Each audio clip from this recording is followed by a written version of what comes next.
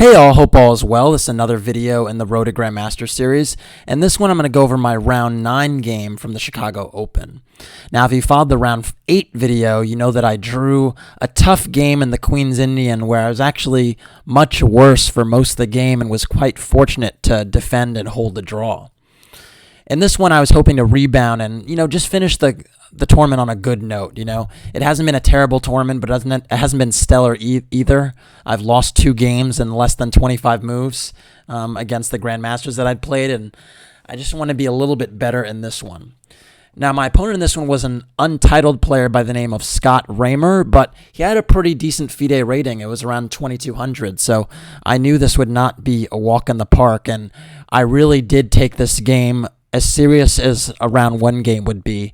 If you can recall, earlier in the Road to Grandmaster series, many tournaments ago, I had an issue where I was actually losing last round games in tournaments, and quite frankly, I think it was because there weren't really stakes attached to the game, and because there weren't as high stakes as like round 1, I wasn't as focused. But FIDE points, you don't take any of them for granted, because every single point is such a grind. So if you lose a game in the last round, that's like -6, -7. That really hurts you, and that's something you have to make up for in another tournament.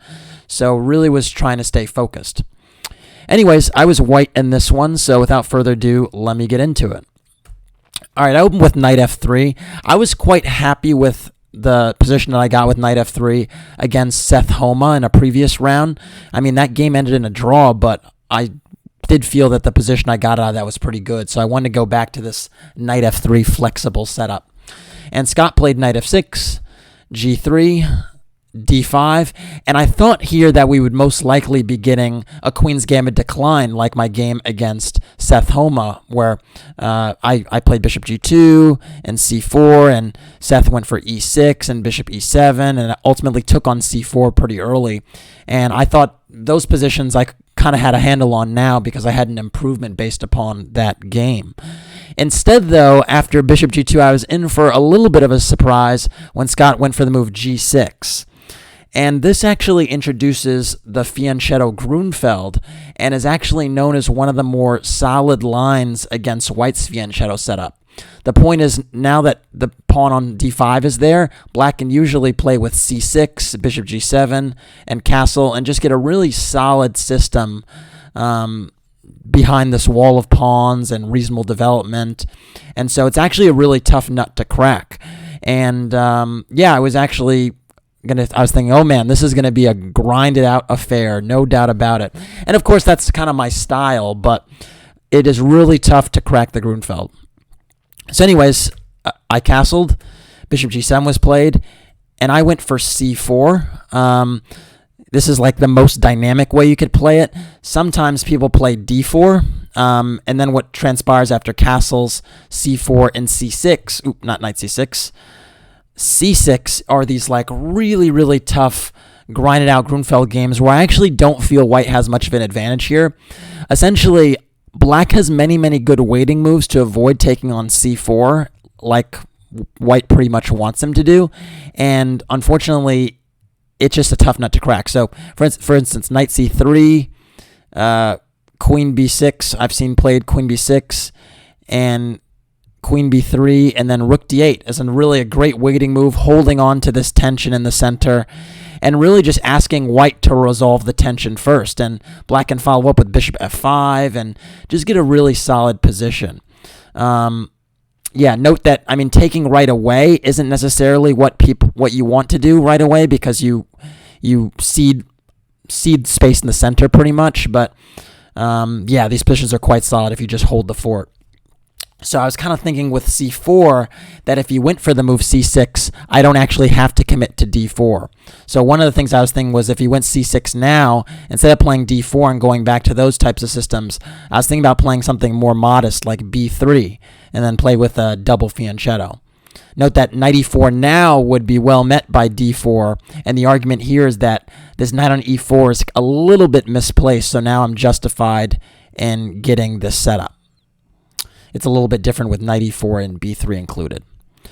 Anyways, this did not happen at all because after c4, Black actually castled. And this actually invited me to take on d5, and I was quite happy about this because it at least meant that there was some type of imbalance. And after c takes d5, knight takes d5, we have a true fianchetto Grunfeld, where white kind of has an extra center pawn, but black normally breaks open in the center with c5 or e5 at some juncture. So I went d4, as is normal. Knight b6 is usually played. It's a nice prophylactic move to sort of not allow e4 to come with tempo. And then I went knight c3, knight c6, and this position has been played pretty much like 1,000 times. Many times in this line, people go for e3. This is pretty much the main line, holding up the d4 pawn. And there's pretty much a tug of war in these systems over whether or not black should play e5 or not, and how to do it under good circumstances. So here e5 is not exactly the most popular move, and it's a little bit ill-advised because it allows d5, knight a5, and e4. And the argument here is that not only does white have more space in the center, but this really nice fianchettoed bishop on g7 actually is shut down by its pawn on e5, so white tends to have a slight advantage here. So instead, usually after e3, they go rook e8, and then there's rook e1, and there's a bunch of prophylaxis and build-up to the e5 move. Now, this wasn't played, but I think it's important to just get an idea of where those systems can go. Instead, after knight c6, I decided to play a move that's a second choice, a little less popular, and that's the move d5. And the idea with d5 is to not play that sort of waiting game around the e5 break and to kind of take charge in the center right away. And I also was aware that because d5 is less popular, there's probably I probably have a better chance that he doesn't know it as well. Everyone these days is so booked up, so there is this eagerness to get someone to a position where they're unfamiliar because it's in that territory where they're more likely to make a mistake. So after d5, black has to play knight a5, and this knight has it's kind of double-edged because on the one hand it's on the side, but on the other hand it really has nice access to the c4 square, and I can't shut that down because of the bishop bearing down on my pieces here. So this knight a5 is actually quite decently placed, and usually black follows up with c6 and breaks my pawn chain on d5, or my pawn on d5, and gets a quite satisfactory position. So usually this doesn't amount to too much for white, but it is a little bit different than some of the other lines. So after knight a5, I have a choice to make. I can try to reinforce the pawn right away or keep developing. If you play bishop f4, like I said, black can go for the move c6 and kind of break the chain very quickly. So I thought it'd be a little bit smarter to go e4, and that's what I did. But both are options.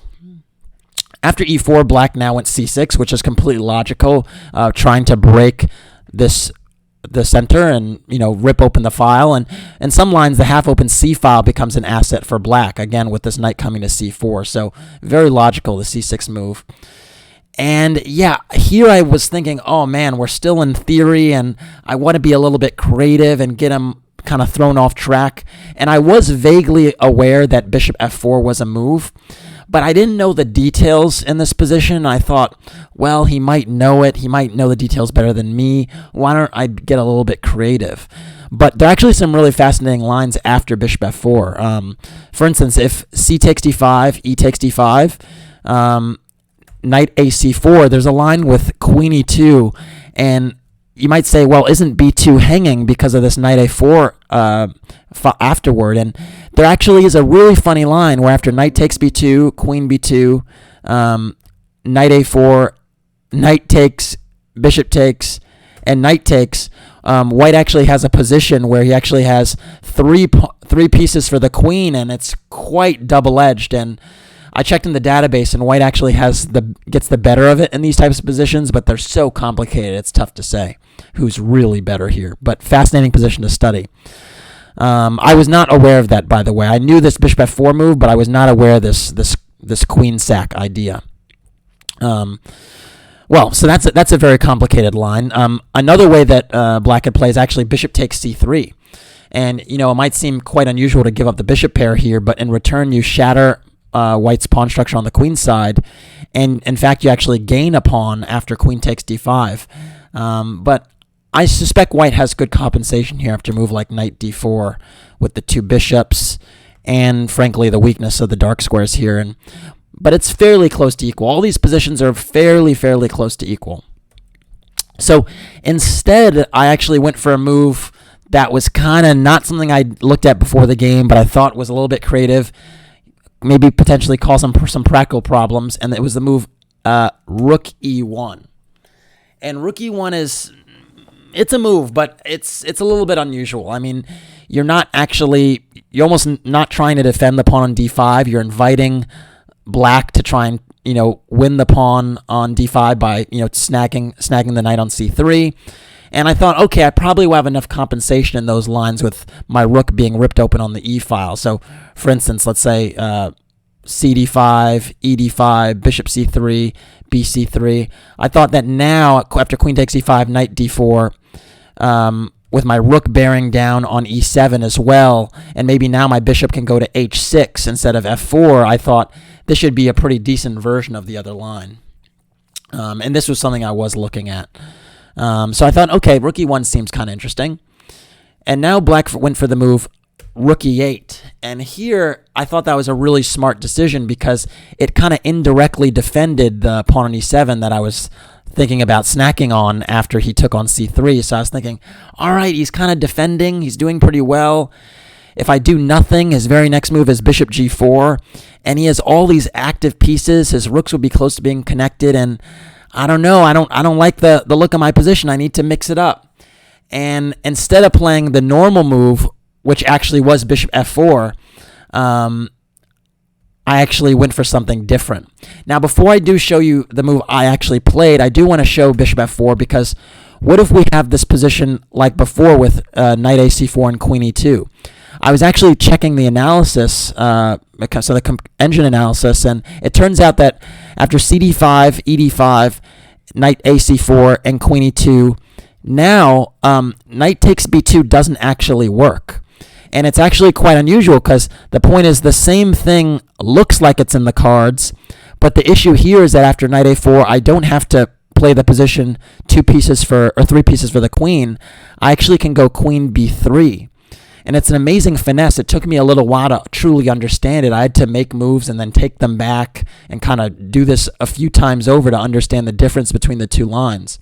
But the point is here that after knight takes c3, note that bishop takes c3 is out of the question because I could play queen takes a4, and then I'd have 2 pieces for the rook after you took one of my rooks on a1 or e1. So if queen a4, if bishop takes, queen takes, bishop a1, rook a1, this is completely winning because 2 pieces for the rook is too much in such a position. But what I was curious about was after knight takes c3, actually here I can play the move knight e5, and it turns out that this knight on c3 is actually trapped. It has no squares it can go to where it's secure, and because of that, this is completely winning. Now, what's the difference between this line and the other line from before with bishop f4? Well, if you take away the moves rook e1 and rook e8, and we throw in bishop f4 now, after takes, knight c4, queen e2, takes, knight a4. If I try to go queen b3 now, after knight takes c3, knight e5, it appears that the knight is trapped, but it has the e2 square.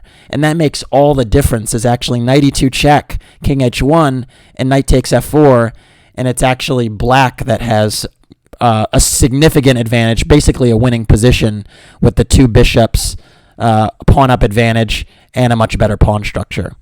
So quite remarkable how, just little moves here and there are the difference in chess, and it just makes chess really fascinating. But yeah, I did not see these differences during the game. So anyways, back to the game, rook e1, rook e8. I just thought I'd show that. It was so fascinating. And now instead of bishop f4, like I said was an option, I went for the move knight d4. And this was kind of my idea over the board, was that by putting the knight on d4, I prevent this bishop from pinning me. And I thought that it is kind of hard for black to liquidate here in an efficient way.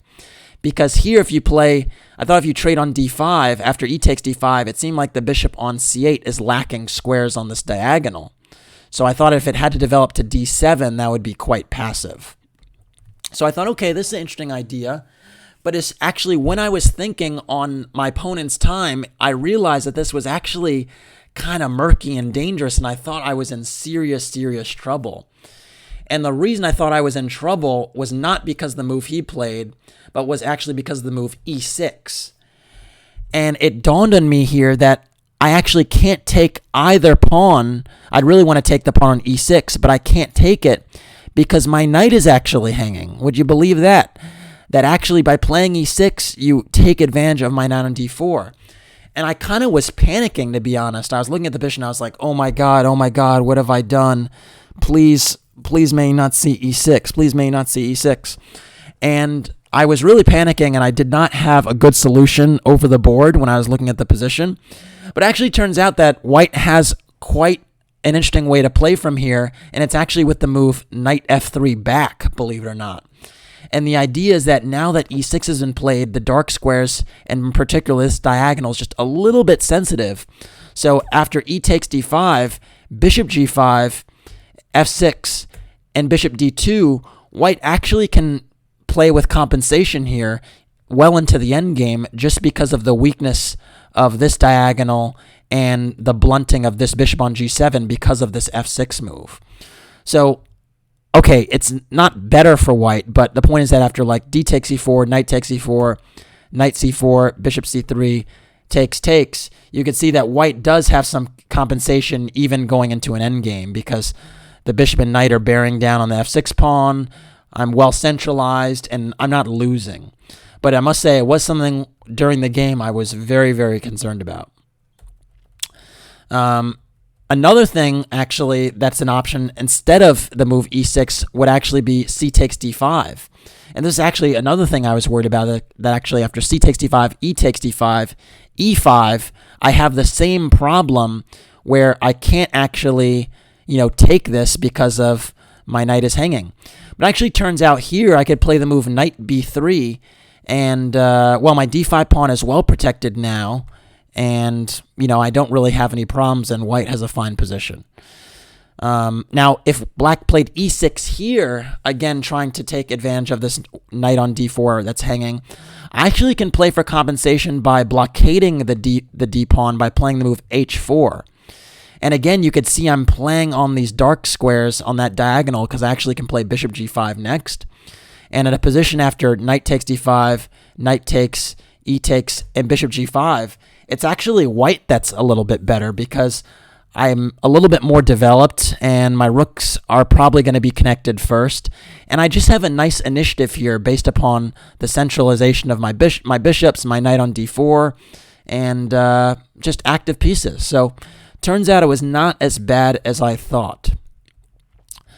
That being said, I probably wouldn't have gone for this if I'd known e6 was in the position. So I was very, very happy when Scott decided to play h6 because I thought that move is very, very slow, and I just didn't see what that was doing. But who knows? Maybe my opponent did actually see some of the lines with compensation because h6 does guard bishop g5. So very interesting. I actually decided here to go knight b3, and I ran my knight out of there from the d4 square as soon as possible. I was like, I don't even think I spent a few minutes on this move. I was so thankful that e6 didn't come that I was like, time to get my knight out of there. But it actually turns out there were still more energetic ways to play, and instead of knight b3, I could have played a move like e5 actually. And the point is that I'm actually trying to play e6, taking advantage of the new weakness that was created by h6. Again, when you push pawns, you weaken the squares adjacent to it, and the g6 pawn is adjacent to h6. So it's just a little bit more sensitive now than it was a move ago. And so if I'm able to push in with e6, then it's very sensitive. A line could go c takes d5 and then e6. And all of a sudden, you could see here that white has a lot of activity. The computer was suggesting knight c6 back to challenge the knight, and then knight knight c b5, a very, very strange looking move, but reinforcing this knight on d4, and then in turn the pawn on e6, and king h7, and then bishop f4. And I think just by the nature of the moves that black is making here, I think that white would have a very, very nice energetic position with a lot of play, because the moves that are being made here seem, to my eye, to be quite difficult for black, whereas white's moves are a little bit more natural. So this was something that I probably should have considered, but I jumped at the chance to play knight b3. So anyways, after knight b3, knight c4 is played. Makes a lot of sense. You don't necessarily want to take on b3, because now I can play a takes b3, believe it or not. And the point is, in this position, my pawn does a great job of controlling the c4 square and in turn dominating the b6 knight. And my rook now has an open a file to work with, so at some point maybe a7 may be hanging, or I can get in the game via the a file. So really makes sense to play knight c4. And now I played d takes c6, because I thought I might have a little bit of a structural advantage based upon the fact that the pawns would be split after b takes c6. I also could have considered queen e2, but I thought that the structural advantage after d takes c6 would be sufficient. After d takes c6, b takes e6, I went for the move queen c2, trying to keep the queens on and taking advantage of the structure. And I thought that white would have a very slight advantage here based upon having the structural advantage. But on the other hand, black does have activity for the split pawns. In particular, the rook can play along the half-open b file. And this knight on c4 is remarkably active right now. So it's not like white is massively better, but I thought it's something to nibble on in the endgame. After queen c2, a5 was played. That's a good move, trying to challenge this knight on b3 and taking some space on the board on the queen side. And now I actually played a mistake. I thought that a4 was a move that I shouldn't allow, so I actually decided to play a4 myself. But instead, rook d1 would have been better. And the point is, actually, after rook d1, you force the queen to c7, and after queen c7, you actually go bishop f4. And it's quite unusual to do the bishop f4 now, because you would say, what about e5? But actually, the point is that after e5, you just go back to c1, and you argue that this bishop on g7 and it is now caught behind the pawn on e5, and that this was like a small victory for you. So essentially, this little maneuvering finesse, I'd still maintain my structural advantage on the queen side. And now if a4 is played, I actually could just go knight d2 back and start to challenge this knight on c4. So very, very interesting line. Quite inhuman, but very interesting. Instead, I went a4, just trying to stop the a4 push from black. And the reason this is a mistake is because it makes the b4 square a little bit too sensitive. So actually, in this position, black should have played the move queen d6. And now if I play rook d1 here, queen b4 is actually remarkably annoying, because from b4 it's very difficult to dislodge this queen, and it puts a lot of pressure on my b3 knight. There could be a scenario very soon in the future where black just goes rook b8 and then is barreling down on that knight on b3. Now you might say, well, what about a move like knight a2 challenging the queen? Well, the issue is then, after queen takes a4, I just hang a pawn, and I didn't really get much to show for it there. So if knight c3 now, the queen just goes back. So yeah, that was certainly something black could have gone for, but instead black went for the move e5. And I was quite happy with this, because it didn't make sense to me that black should shut down this diagonal. Oh, excuse me, I drew a poor diagonal. This long diagonal just didn't really make a lot of sense to me. I mean, you shut that down, and it seemed a little bit slow, and yeah, just not very good in my opinion. So now I went for the move bishop f1, trying to hammer away at this knight on c4, trying to now loosen the screws a little bit on the queen side. And now I didn't have to worry about this bishop on g7 being an influencer, so I thought this should be slightly better for white. After bishop f1, black went queen e7. And now I went for the move knight d2, again, trying to undermine this knight on c4, and also trying to challenge it before this queen now comes to b4, because I thought now that the queen was on e7, maybe he was seriously considering queen b4.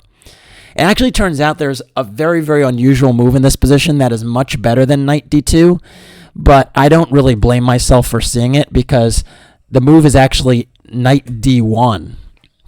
And the point is, remarkably, that here I'm actually challenging the knight in a better way with my queen and my bishop, and it's very difficult to remain stable on that square. And the point is that if something like bishop a6 is played, now I go knight e3, and I keep my knight on b3. I believe this is the idea, is that my knight may go to c5 at some point. One of the other huge things is that if queen b4 now, I actually go knight d2. And the point is that I'm, again, attacking this piece multiple times. And in some lines, my bishop might actually creep out to a3. So in a line like bishop e6, knight e3, takes, rook b8, and b3, my bishop actually creeps out to a3, evicts the queen on b4. And then all of a sudden, it's white that has that structural advantage on the queen side I was talking about and is able to make use of it. The other thing is that this knight on b6 in positions like this is not a very good piece because it's dominated by my pawns. So it's very, very important that black has to be careful about positions where he ends up with this knight that doesn't have any mobility. Anyways, back to the game. I went for the more natural move, knight d2. And then black went bishop e6. I thought that was logical. And then I took on c4, and then knight takes c4 and b3. And yeah, I thought here I was going to have quite a decent position. I was quite happy with this setup where it seemed like I was clearing up the congestion on the queen side, and the more pieces I traded, I thought the more this weakness would start to tell. So black went knight b6 back. I went bishop a3 with tempo, which is huge, challenging the queen on that diagonal. Queen b7, and now rook a b1. The idea with rook a b1 was actually a bit of prophylaxis, protecting the b3 pawn. I thought that if I would put one rook on b1, another rook on c1, and then pressure the weak c6 pawn. Another way to do that would have been a little bit better is the move knight b1. And the point is, now I relocate my knight to d2, where it has the potential to get into another important outpost. The issue with my knight on c3 is that for the moment, it's actually dominated by black's pawn on c6. So if I'm able to reroute that knight quickly, I probably have a promising position. So rook b1 was a little bit missing the mark, but not terribly, and white should still be slightly better. After rook a b1, black went bishop f8. This is a good move, getting rid of your bishop that was doing nothing for my bishop that's quite active. And I took on f8, and then rook takes f8. And we can see now that the position is getting to one of those static advantages I was talking about, and it's sort of about maneuvering my pieces efficiently to, cash in that advantage. So I started with the move rook ec1. And now I didn't see the knight b1 d2 maneuver, but in this position I saw another maneuver, and I thought it was knight d1, knight e3. And I thought from e3 my knight was doing a great job eyeing g4, potentially going to c4, and just really, really centralized. So I thought that was a promising place for the knight. So after rook ec1, black went knight d7, now rerouting his own knight, which is somewhat sensible, and I went for knight d1. And the question was whose knight is going to, find a better home? And secondly, how are you going to defend the c6 pawn? And I just thought I would have a little bit easier time of it here. After knight d1, rook fc8 was played, and now knight e3, and h5. And I think h5 is actually a decent move, covering the g4 square, because there were some lines where I was thinking about knight g4. And in some lines, maybe even h4 is an idea. I decided to go queen c3 here, and my idea with queen c3 was to freeze this knight on d7, so now it can't actually maneuver to any other square. And I thought that if I was able to force the move f6, that would weaken this diagonal. So I thought queen c3 was kind of clever. Queen b6 was played. That's a good move, keeping an eye on some of these dark squares still and making sure that my queen is not completely lording over them. And I went for knight c4, challenging that queen. Another option was bishop c4, actually, trying to trade these bishops, and because once these bishops come off the board, it's a little less congested, and I might be able to invade on the d file. But I was a little bit wary of the move bishop h3, and I just didn't like this bishop on h3, kind of like a thorn pawn, restricting my king, giving myself back rank problems, so I didn't want to allow that. So instead, I went knight c4. Black went queen c5. Makes a lot of sense, pinning my queen on the c file, maybe trying to engineer some trades. I think if he is able to trade a few pieces, it might help him a little bit now, simply because you could argue that the b3 pawn is just as weak as the c6 pawn. I disagree, but you can make that argument. After queen c5, I thought that black was probably going to go rook a b8 and follow up with rook b4 and put more pressure on the b pawn. So I thought I need to kind of resolve that tension, and I started with rook b2. After rook b2, rook cb8 was played. Note that you can't go rook a b8 because the a5 pawn is hanging. But I did expect rook cb8, and after rook cb8, I went knight d2. And the point is, now I trade queens under circumstances where the pawn on c6 is attacked behind it, and I thought I would have ample pressure here against the c6 pawn that would compensate the pressure on the b3 pawn. After queen takes c3, rook takes c3, rook b6 was played, covering this c6 pawn, and I decided to play rook bc2, doubling. And we have a very interesting position now where it appears we're both pressuring each other's pawns, and the question is, who's going to be better in this type of situation? Who's going to, emerge better from these exchanges? And I reasoned that it was me for a few reasons. Firstly, I actually take on c6 first in many lines, so I thought that was promising. And secondly, I thought I had other options, like potentially playing bishop b5 to block out the rook on the b file later. So I thought that I had a little bit more options in the position because my knight and my bishop were a little bit better placed for potential exchanges. So let's see if I was right. Rook bc2, rook a b8 was played, and now I took on c6, and black took on c6, and I took back on c6, and bishop takes b3 is played. And this is probably one of the critical positions of the game, because we have this series of exchanges, and the question is, do I follow up with the bishop b5 move like I was talking about before, or do I do something different? Now, one of the lines that really fascinated me was actually playing bishop b5 and then allowing bishop d1, because what I was looking at is that actually after bishop b5, I almost have a winning position, because if I go bishop b5, this bishop can go to d1, but it can actually go to e6, and the e6 looks like the most natural move, but this is actually losing on the spot to rook takes e6, amazingly. And the point is that after f takes, bishop takes, I have two pieces for the rook, and I maintain my a-pawn, and because I retain the a-pawn, it's actually completely winning. And note that there isn't a check on b1 that can hassle me, and rook d8 actually fails to the intermediate move, bishop takes e6 check, and I'm able to actually tidy up all of my pieces. So really, really remarkable line, but it actually turns out that after bishop b5, black has the move bishop d1. I was calculating here for a long time, and I was like, does this work? I don't know. I wound up going for this line just because I thought that there was a chance he could go bishop e6 and miss that detail.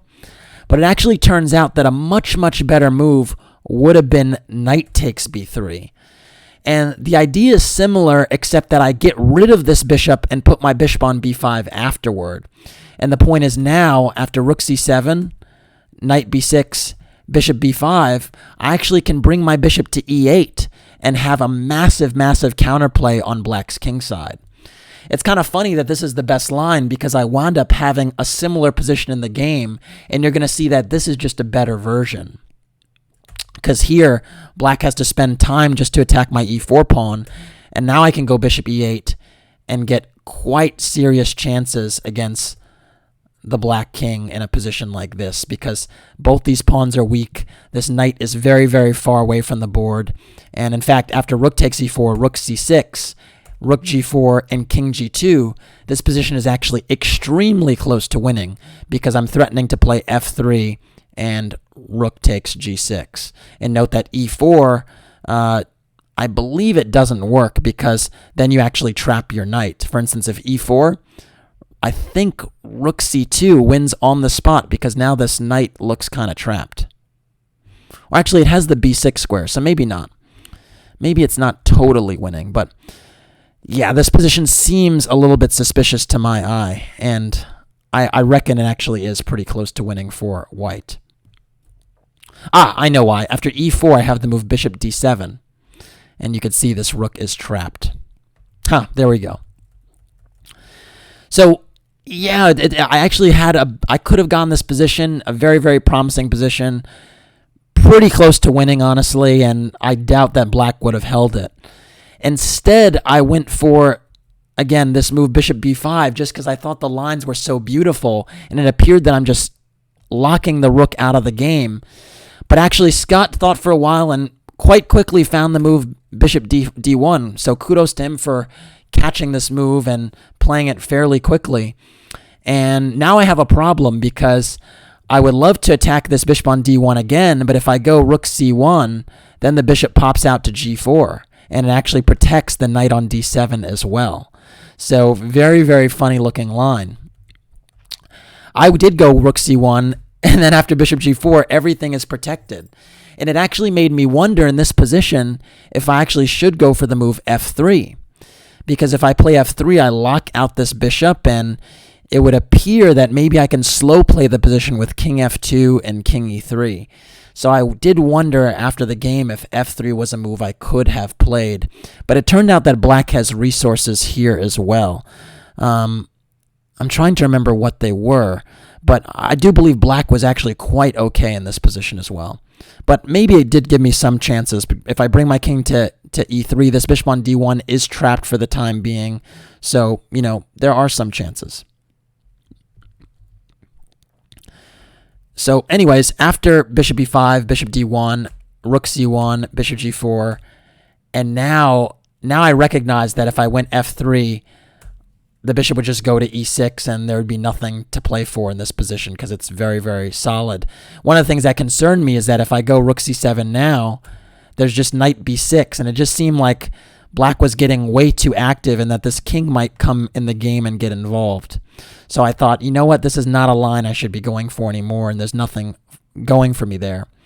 So instead, I actually went for the move knight b3, attacking the a5 pawn and kind of putting pressure on the black queen side while the bishop was on g4.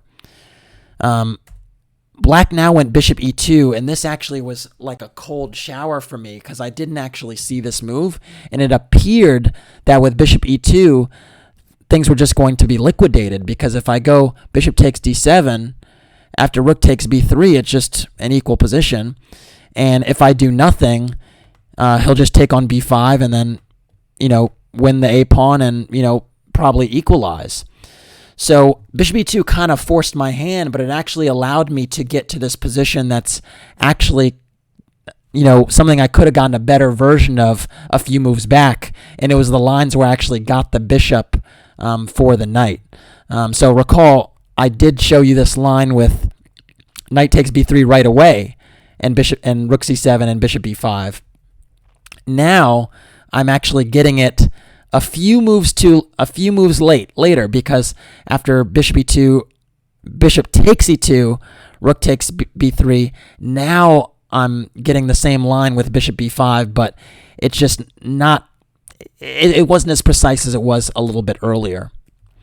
Now here I have another choice to make. The question is whether I should play rook c8 check or rook c7 check. Both are, or rook c7. Both are promising, but I decided to play rook c8 check because I thought it made sense to have the king on g7 so that I actually take a pawn on f7 with tempo. So after king g7, rook c7, knight b6, bishop b5. We have this line from before where I'm getting counterplay on f7 just in time. And the issue here is that black's actually active enough to hold the game with precise play. So rook b4 is correct, attacking e4 and a4. And I decide to play bishop e8 because I pretty much have to hurry with my counterplay. And after knight takes a4, I went rook takes f7. And the idea with the rook on f7 instead of the bishop was that in some lines I was thinking that if the king moves, I can actually attack the g6 pawn.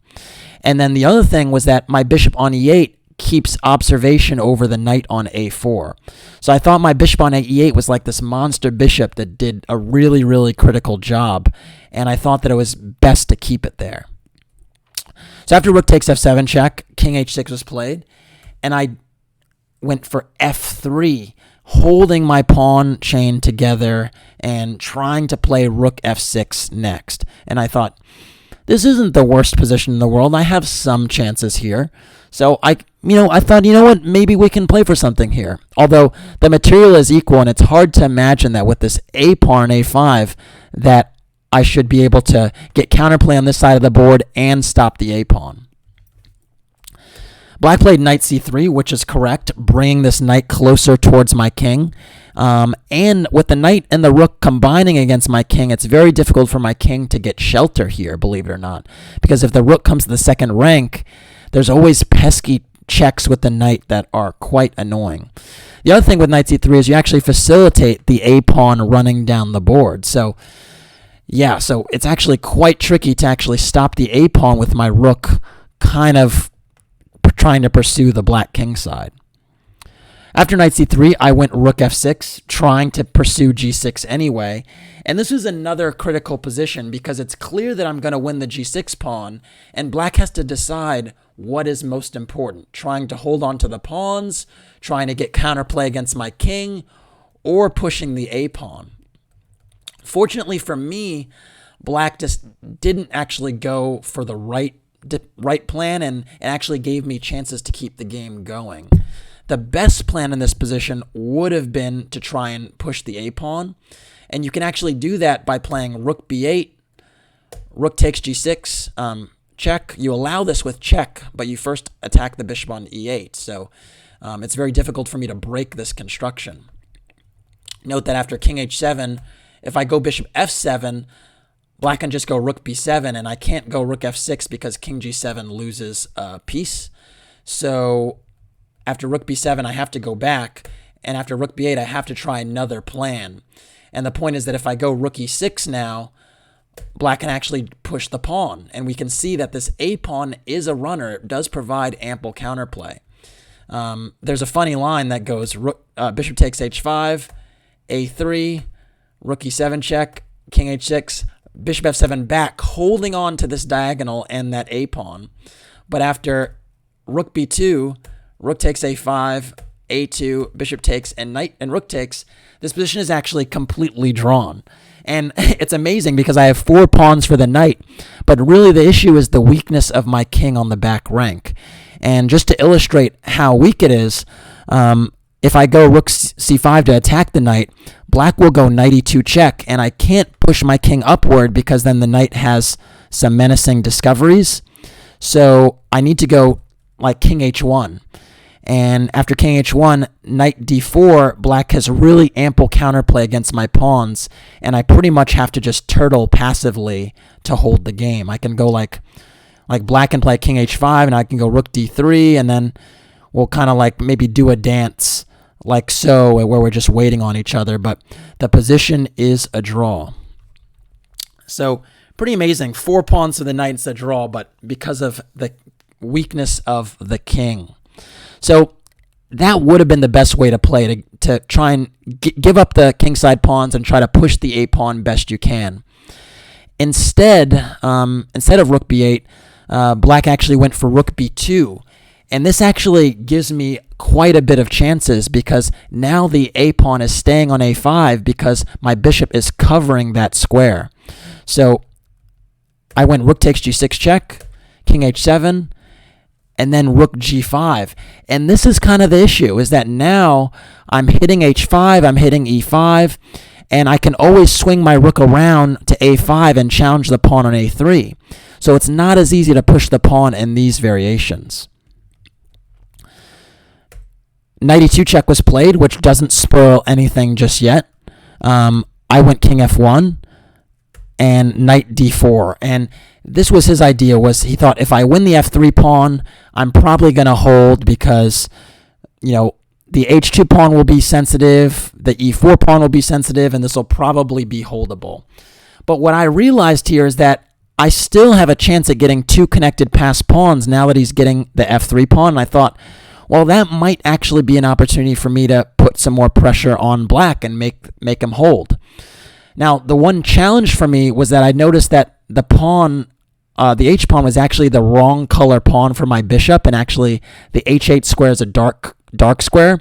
So I did realize that there are endgames where if I have a pawn, h-pawn, and a bishop, it's just a draw because I can't make progress. And that was a little bit unfortunate, but it made me a little bit more aware that I have to take care of my g-pawn because there might be some endgames down the line where black sacks his knight for it.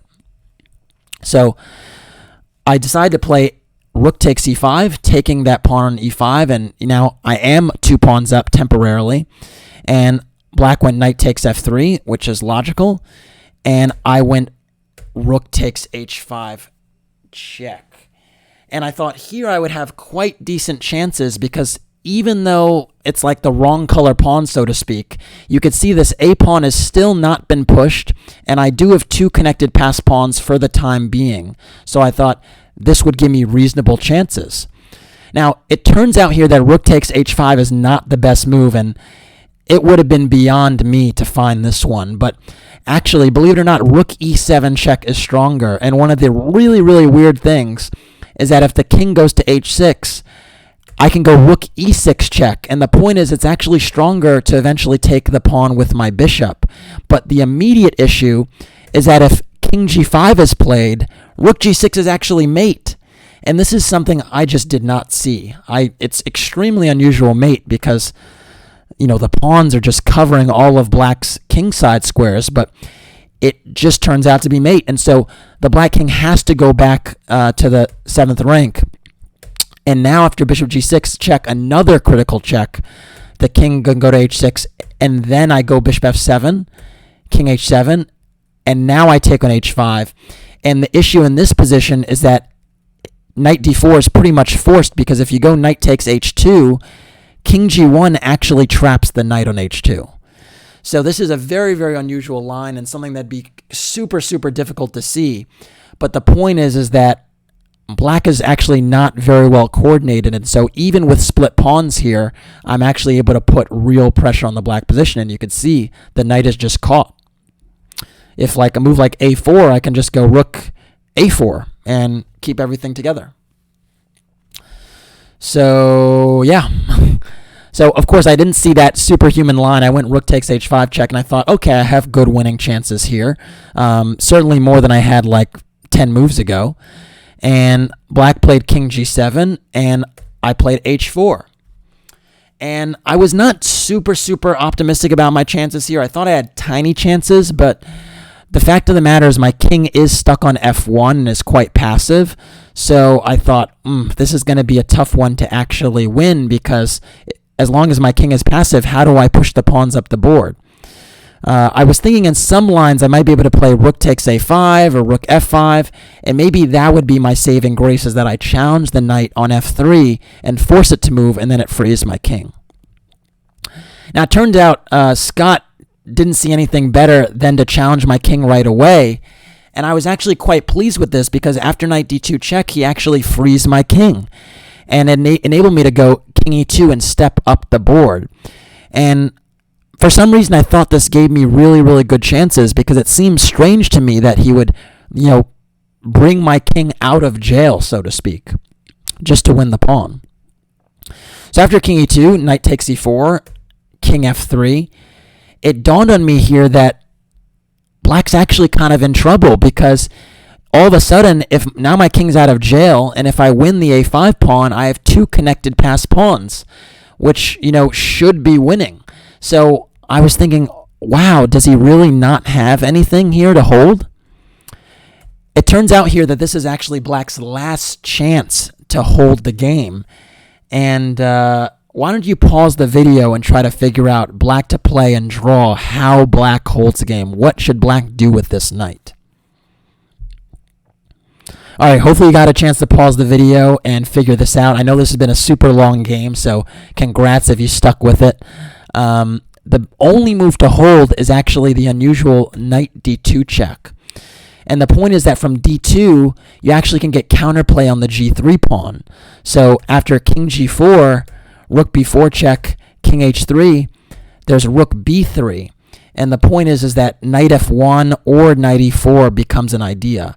So for instance, if I go rook takes a5, knight e4 wins the g-pawn pretty much immediately. And if I go rook g5 check, after king h8, knight e4 is still a threat.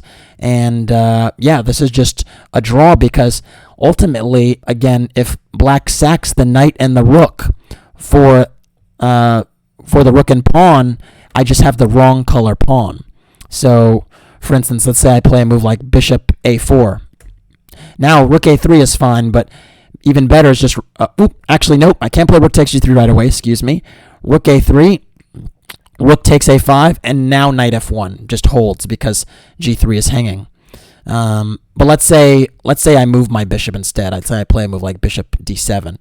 Well, now knight e4 will draw because after h5, rook takes g3, this position is just a draw. There's no way I can improve, and the king can just stay in the corner, whether there's a pawn on a5 or not. So it was actually very, very important that this black knight kept an eye on the g-pawn. Instead, after king f3, Black played this sort of natural-looking knight f6 check. Or not check. I say check because it's attacking my rook on h5 and my bishop on e8, and it's kind of late where I am. But knight actually forks the bishop on e8 and the rook on h5. But the problem is that after rook g5 check, king f8, and bishop a4, it actually turns out I'm winning. The issue here is that the rook doesn't have the b3 square to give an important check. And the knight on f6 is actually dominated. It can't actually go forward. It can hardly even go backward. And because of that, I actually am able to pick up the a5 pawn unscathed while simultaneously still dominating the knight on f6. So miraculously, all of a sudden, I'm picking up the pawn on a5, and I'm home scot-free pretty much. Black went rook a2 to challenge my bishop on a4, but now I just went rook takes a5, and I'm just going to follow that up with king f4, maybe g4 or king f5, and just slowly push my pawns up the board. And actually, because of that, Black actually resigned. Now, Black could have played a little bit longer here and kept the fight going, but believe it or not, it's actually just lost. Now that I'm actually able to keep the rook and bishop on the board, it's actually much more difficult to accomplish the knight takes g3 idea where you sack the knight for the pawn and try to hold. And with rooks on the board, it's not a draw. So amazingly, all of a sudden, a position that I thought was going to be drawn was won, and I was the happiest camper in the world. Wow, quite up and down game, and I hope you are a fan of these long end games because it seems I've been doing quite a bit of them lately. So thanks again if you managed to stick with it the whole way. Anyways, that's it for this one. Thanks for watching. Please like and/or subscribe to the channel. And if you want to support the Road to Grandmaster journey, please do so by making a donation through the PayPal link in the description below. Thanks again. Take care.